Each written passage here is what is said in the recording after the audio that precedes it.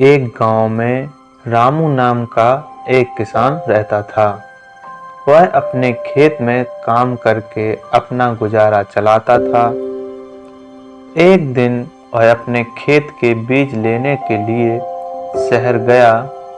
दुकान में जब वह बीज ले रहा था तो उसकी नज़र दो घड़ों पर पड़ी।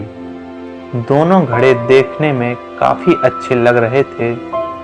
रामू ने सोचा कि इनको ले जाकर मैं नदी से ज्यादा पानी ला सकूंगा।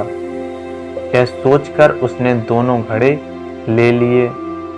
अगले दिन उसने दोनों घड़ों को रस्सी की सहायता से एक डंडे में बांध दिया और नदी की ओर पानी लेने चला गया। नदी में उसने पानी भरा और अपने घर पर आ गया। घर आने पर उसने देखा कि एक घड़े में पूरा पानी था जबकि दूसरे घड़े में आधा था। रामू देखकर समझ गया कि एक घड़ा फूटा हुआ है। उसने दोनों घड़ों का पानी एक बड़े बर्तन में डाल दिया।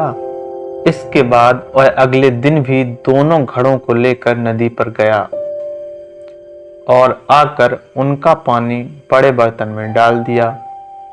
किसान के जाने के बाद फूटा घड़ा सही घड़े से बोलता है कि मैं किसी काम का नहीं हूँ। मैं रोज आधा पानी रास्ते में गिरा देता हूँ, फिर भी मालिक मुझे रोज नदी पर ले जाते हैं। सही घड़े ने भी बोला तुम किसी काम के नहीं हो और उस पर हंसने लगा। अगले दिन जब रामू नदी पर जाने के लिए घड़ा लेने लगा तो फूटा घड़ा रामू से बोला मालिक मैं किसी काम का नहीं हूँ, फिर भी मुझे आप लेकर जाते हो। मैं आपकी मेहनत को खराब कर रहा हूँ, इसलिए मुझे यहीं छोड़ दो। इस पर रामू फूटे घड़े से बोला कि तुम अपने आप को बेकार मत समझो, तुम मेरे साथ चलो और रास्ते में आते समय रास्तों के फूलों को देखो, उससे तुम्हारा मन ठीक हो जाएगा। फूटा घड़ा मान गया और रामू दोनों घड़ों को लेकर नदी से पानी लेने चला गया। आते समय फूटे घड़े ने रास्ते के फूलों को देखा तो उसको बहुत अच्छा लगा, लेकिन जैसे ही घर पहुंचकर उसने अपने अंदर आधा पानी देखा तो वह फिर से दुखी हो गया।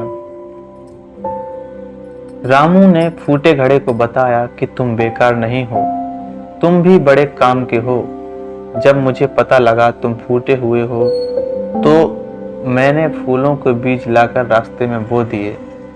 तुमने जो रास्ते में आते समय फूल देखे वह सब तुम्हारे पानी से उगे हुए फूल हैं।